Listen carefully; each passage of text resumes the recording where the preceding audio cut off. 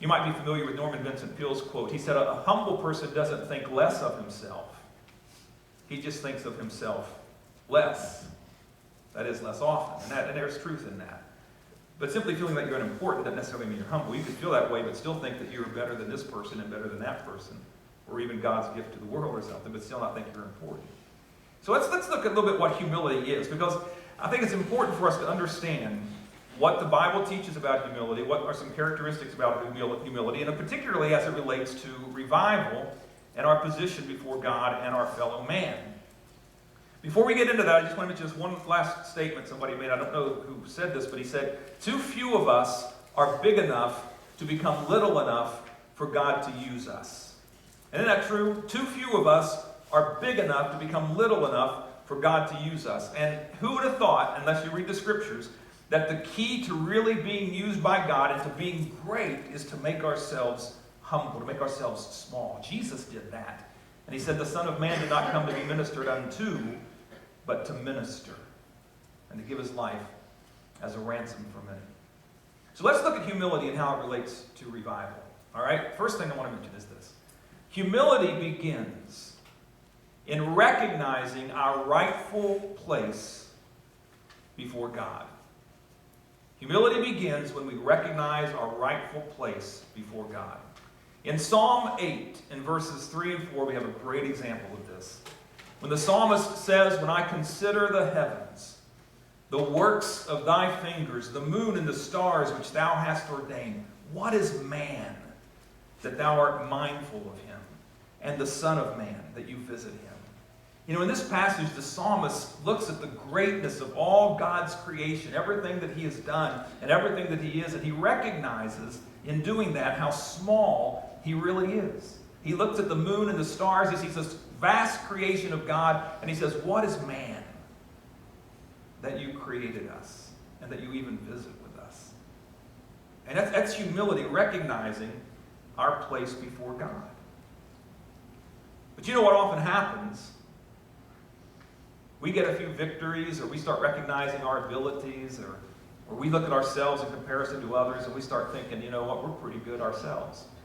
We might even be as good as God, you know, or at least in competition with God. And we start taking credit for things that God has done that we didn't do, or even maybe just had a small part in, but we take all the glory from God. I read this story about this woodpecker who was just pecking away at this old dead tree one time. And as he was pecking away at this tree, ominous clouds began to roll in, and the weather got very threatening, and soon the thunder started to sound. And that woodpecker just kept pecking away at this tree, you know. Well, then the lightning started to come, and all of a sudden a bolt of lightning just struck this tree and just splintered it into a million pieces, just went everywhere. And this woodpecker kind of stepped back and looked around at all of his bird friends, and he said, wow, look what I did. And you know, that's how we can be as Christians, you know. We start using our talents for the Lord, or we get involved in some ministry and it's a great success, or people come to hear us play or sing or talk or whatever, and we start saying, man, look what I did. You know, look at the ministry that I've built. Look at all the people following me, or look at all those who want to hear me, or look at who's buying all my CDs or whatever. You know, and we start kind of getting a little full of ourselves. And we're kind of like that woodpecker. You know, we're just doing a little part. And then God comes along and boom, he gives the increase. And we kind of say, man, look what I just did, you know. But you know, remember what Paul said, you know, one man waters, another man plants.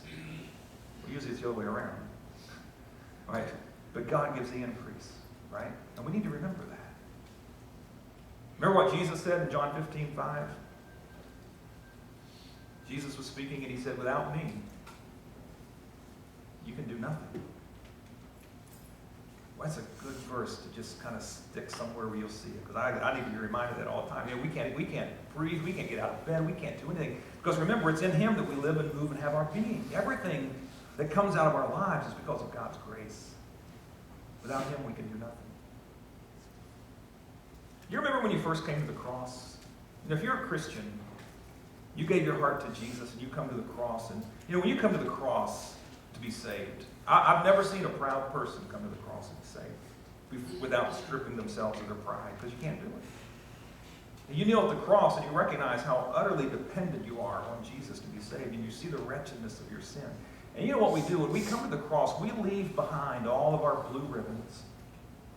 We leave behind all of our gold medallions, all of our polished trophies, all of our goodness. And we bow our heads in humble submission and say, Jesus, will you please forgive me? And will you save my soul? Then we get saved and something happens. You know, we start identifying our spiritual gifts and we get involved, we start making a difference, you know. And somewhere along the way, we start reaching back for those blue ribbons. We start grabbing a hold of those gold medallions. We start picking up those polished trophies. And say, you know, I'm a pretty good Christian. God's probably really proud of me. In fact, I don't know what God would do without me, you know. And we start feeling pretty good about ourselves. And it's so subtle, you know. The devil kind of weasels his way in there. We got to be careful. We need to go back to the cross regularly. And remember that Jesus said, without him, we can't do anything. James Earl Massey told this story in a class I was in at Anderson School of Theology about Louis XIV of France. He is the longest reigning monarch in European history. He reigned beginning when he was 4 years old, and he reigned for 72 years until he died at the age of 76. People describe Louis XIV as a pompous, arrogant man. And before he died, he had made arrangements, Louis XIV had, that at his funeral, and this is just a sign of his arrogance, at his funeral he wanted one individual candle lit throughout the service to show the extraordinary, unique nature of his life. Well, the minister doing the funeral that day was a Catholic bishop named Jean-Baptiste Massillon. And as he began the service and made his way up onto the platform, everybody was watching, because this was royalty, this man who they were honoring that day. And the bishop walked over to where this candle was, and he stood before it. And he put his thumb and his index fingers into his mouth and got them wet. And then he extinguished that flame. And then he looked out at the large crowd that had gathered, and he said, "My brothers and sisters, only God is great." And then he proceeded to go on with the service. And when I heard that, I thought, man, the courage. I mean, could you imagine at Queen Elizabeth II, when she dies, could you imagine somebody doing something like that? I mean, wow. What boldness that took. And it would get a lot more press today because of the media that we have. But wow, he said, only God is great. He was really recognizing the king's arrogance. We need to be reminded of that continually, don't we? Because pride is one of the most subtle and lethal character traits that can get into our hearts. And we cannot grow closer to God and have revival in our hearts and in our nation if we don't humble ourselves. Humility begins with recognizing our rightful place before God. Secondly, humility then extends to recognizing our rightful place before others. This one's a little more tricky, I think. I mean, certainly we can be tempted to compete with God, and we can take his glory. It's a temptation we all can have. Otherwise, I wouldn't have just spent the first several minutes of this message talking about it. But I think it's pretty easy for us to realize that we're not God, at least for most people. Some people still struggle with that one. But you know, we realize how great God is. Like the psalmist, we see his creation, and we realize how small we really are. What a temptation, though, it is for almost all human beings on some level to struggle, with pride in terms of our connection with other people.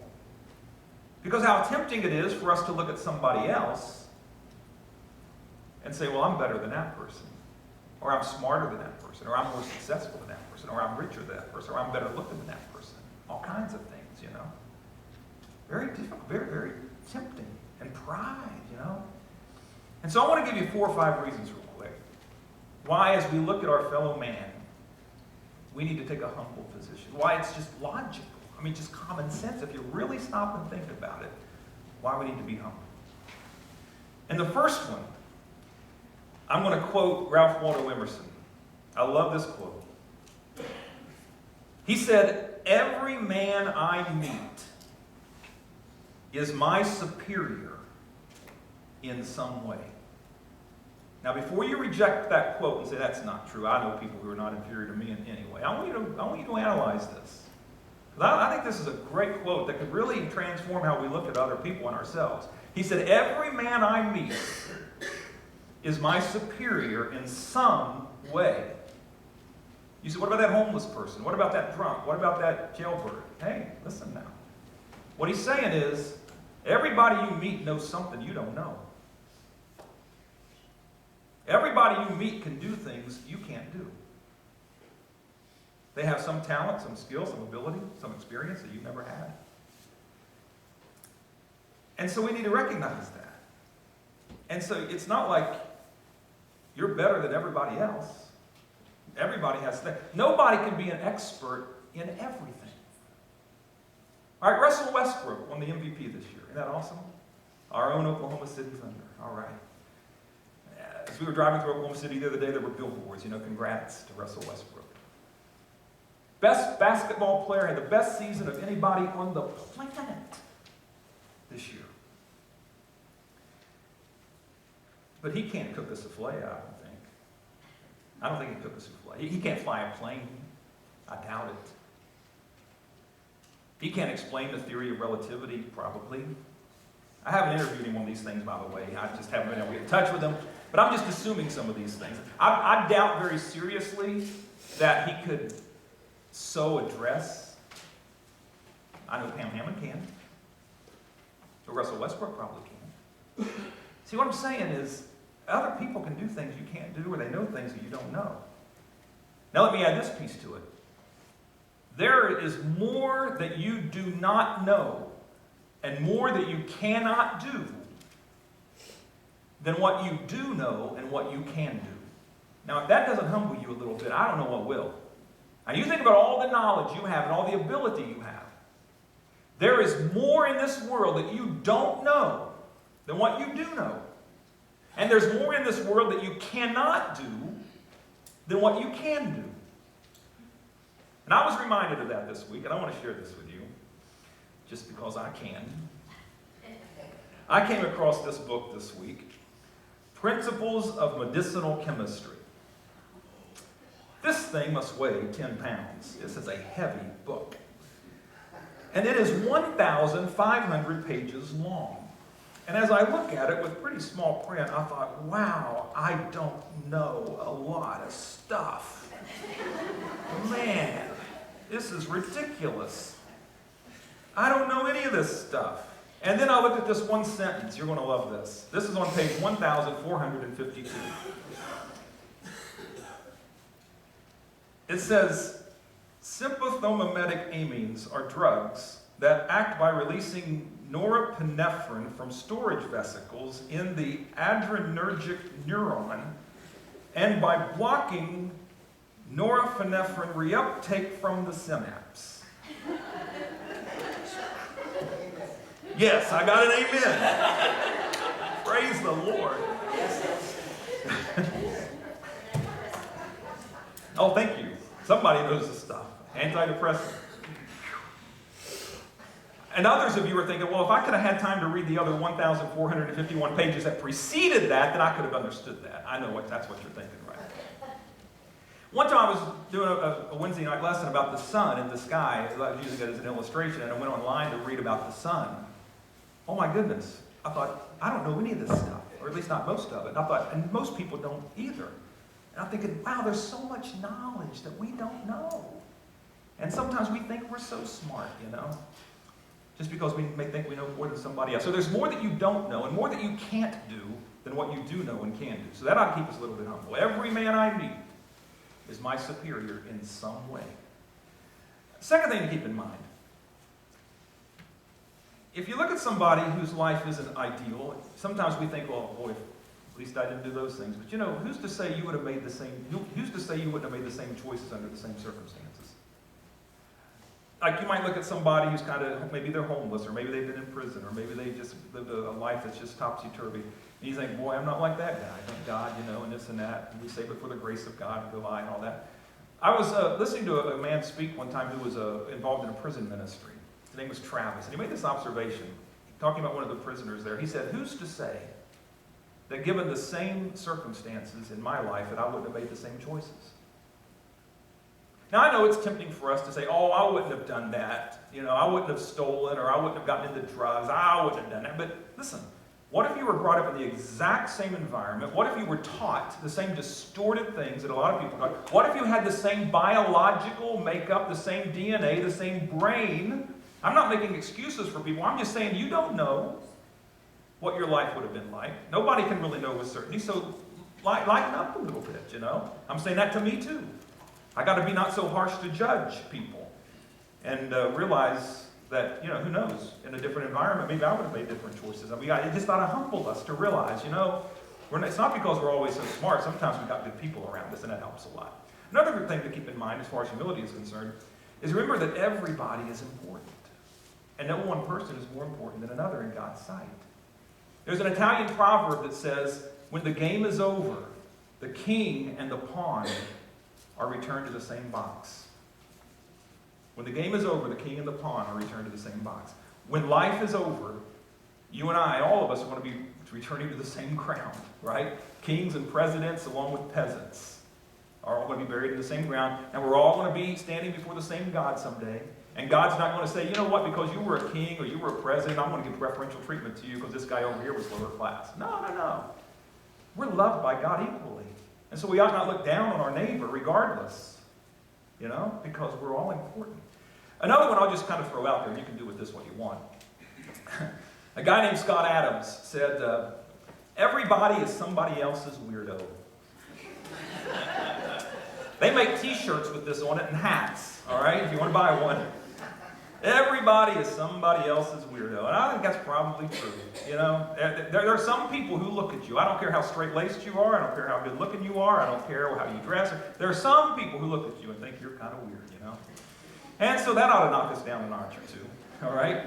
And then this fifth one, not only is humility biblical, but you got to agree with me on this, right? Not only is it biblical, but it's beautiful. Isn't it one of the most beautiful traits you ever see in a person? And just the opposite. Isn't pride one of the ugliest? When I see an athlete or a celebrity getting interviewed on television or something, and they display a humble spirit, and they kind of deflect any praise toward them and maybe give credit to other people, I look at that and I think, man, I'm a fan of that person. I think that is a beautiful thing. But when I see athletes, they're all like, yeah, our team couldn't have won without me, or I'm the best, and all this kind of stuff, I just like, I don't want that person. Pride's an ugly thing, but humility is so beautiful. It draws people. It's biblical and beautiful, so that's a great reason to have humility. Listen, pride is the water that is thrown on the fire of humility that will quench it as fast as anything. And so that's why God says we need to be humble. Okay, one last one, number 3. Humility before God and others is the first step toward revival. Go back to 2 Chronicles 7:14. I mentioned earlier in my message, I'm going to talk about why humility is first. Isn't it interesting? God says, if my people, which are called by my name, will humble themselves and pray and seek my face and turn from their wicked ways, then will I hear from heaven and will forgive their sin and heal their land. And you look at that and you think, why is humility first? You would think if we were going to draw this up, we would say, well, let's put prayer first. Yeah, prayer, or fasting, or wholehearted commitment, or lordship, making Christ the Lord of our lives, or asking forgiveness and cleansing and all that. Let's put one of those first. But that's not what God does. He says that my people will humble themselves. He puts that first. Why? I'll tell you why I think. Because if you're not humbled, you're not going to pray. If you're not humbled, you're not going to dedicate yourself completely. You're not going to seek the mercy of God because you're going to think you're kind of above that. So you got to be humble. If you don't humble yourself first before God, then you're not going to do the other things because your ego is going to get in the way. And so God knew we got to stamp out that pride first in order to proceed. See, revival is not going to come about through careful planning or analysis. It's not going to come about through skill and talent. It doesn't come about because of organizational decree or human manufacturing or maneuvering.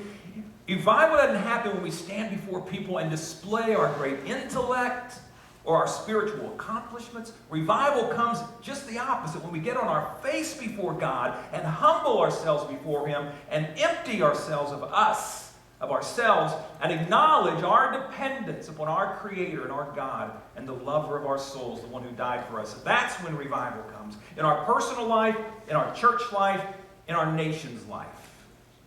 It's not when we're on the display, but when God is. That's when revival comes. There was a preacher years ago named Harry Morehouse who was here in the United States. He was from Great Britain. And he was holding a series of revival meetings that used to be so popular here in America. And after the first couple of nights, it just seemed like nothing was happening. The Spirit didn't seem to be moving. It seemed to be choked, and people weren't being moved or challenged, it didn't seem. And Harry Morehouse was just praying about this over that time. He just couldn't understand. He was asking God, what's wrong? Why aren't things happening? Why aren't souls getting saved? And people rededicating themselves? He's just praying about it. And one afternoon, he was walking down the streets of the city. And he saw a large billboard, like a large sign, and it said, "Come here, Harry Morehouse, the most famous of all British preachers." And when he saw that sign, boy, it clicked. And he said, that's why revival's not happening. He said, that's why God's not moving. And so he called the planning committee together, and he said, guys, I know why God's not doing anything. He said, you all are billing me as the greatest this and the greatest that. And he said, God's not getting the glory. So we need to get rid of this stuff and focus on God and lift Him up. And they did that. They had a very successful time from that time on. When we take the glory from God, He can't move. He won't move. He resists the proud, remember? But He gives grace. He gives grace to the humble. I've asked Pastor John to put Proverbs 18:12 up here for us to see together.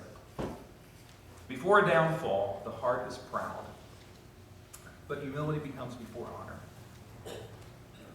Basically, a very simple formula here. Pride equals destruction, pure and simple. Pride equals a downfall. Humility brings about honor. Humility brings about honor. Those who gloat and those who position themselves to look better before others, they've got their reward right there. And their lives are going to be full of destruction and pain. But we need to trade that off, humble ourselves, and realize that that's how honor comes. Not so much that we're honored ourselves, but we see the blessings of God. So let's take the low road in that sense. Humble ourselves and kneel before God.